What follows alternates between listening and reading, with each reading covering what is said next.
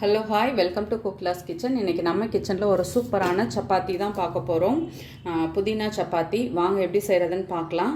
இது வந்து நம்ம விஜய் ஆண்டியோட ரெசிபி. சூப்பராக இருக்கும். எப்படி செய்கிறதுன்னு பார்க்கலாம். ரொம்ப சிம்பிளான ரெசிபி, அதே சமயம் டேஸ்ட்டாக இருக்கும். ஒரே மாதிரியாக நம்ம சப்பாத்தி செய்கிறதுக்கு இந்த மாதிரி டிஃப்ரெண்ட்டாக செஞ்சு பாருங்கள். ரொம்ப ரொம்ப டேஸ்ட்டாக இருக்கும். ஃபஸ்ட்டு நான் வந்து 1 கப் அளவு புதினா மல்லி எடுத்திருக்கேன். அதுக்கப்புறம் சின்ன துண்டு இஞ்சி, பூண்டு, காரத்துக்கு தகுந்த அளவு பச்சை மிளகாய். இங்கே வந்து கோதுமை மாவு தான் எடுத்திருக்கேன். ஃபஸ்ட்டு மிக்ஸி ஜாரில் நம்ம வந்து எடுத்து வச்சுருக்க புதினா மல்லி எல்லாத்தையும் இதில் சேர்த்துக்கலாம். புதினா, அடுத்து மல்லி,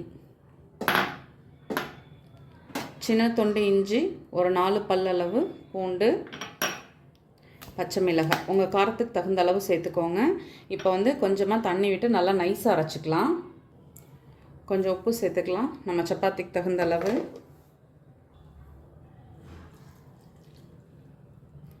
தண்ணி ஜாஸ்தி சேர்த்துற வேண்டாம், நம்ம எடுக்கிற மாவுக்கு தகுந்த அளவு தண்ணி சேர்த்துக்கலாம். இப்போது நல்லா நைஸாக அரைச்சாச்சு. மாவோடு சேர்த்து பிசைஞ்சிக்கலாம்.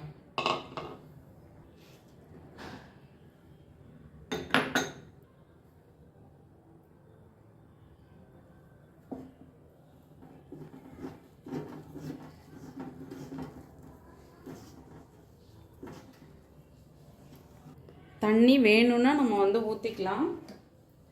ஃபஸ்ட்டு நம்ம அரைச்ச விழுதை சேர்த்து அதை மிக்ஸ் பண்ணிவிட்டு அதுக்கப்புறம் தேவைன்னா சேர்த்துக்கலாம். இப்போ மாவை நான் நல்லா பிசைஞ்சு எடுத்துகிட்டு வரேன்.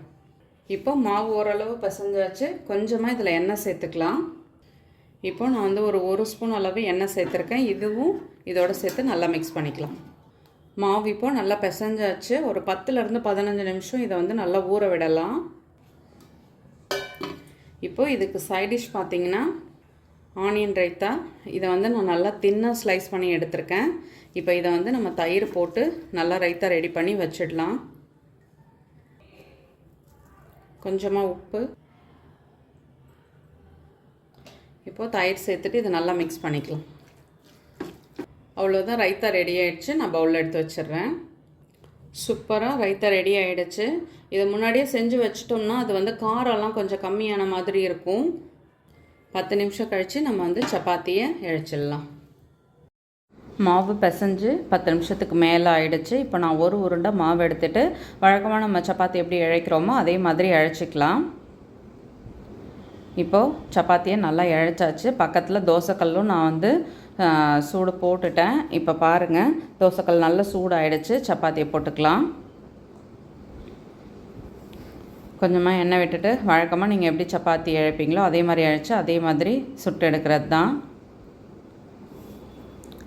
நல்ல வாசனையாக அந்த ஆனியனோட சாப்பிடும் பொழுது அவ்வளோ டேஸ்ட்டாக இருக்கும். இப்போ நான் வந்து அடுத்த சப்பாத்தி இதில் போட்டுக்கிறேன். ரொம்ப தின்னாக இழைச்சிட்டேன், அதனால தான் லைட்டாக சின்னதாக கிழிஞ்சிடுச்சு. இப்போ வந்துட்டு நம்ம 2 சப்பாத்தியுமே நல்லா சுட்டு எடுத்தாச்சு. சுட சுட சூப்பராக நம்மளோட புதினா சப்பாத்தி ரெடி ஆகிடுச்சு. நீங்களும் வீட்டில் ட்ரை பண்ணி பாருங்கள். கண்டிப்பாக உங்களுக்கு பிடிக்கும்.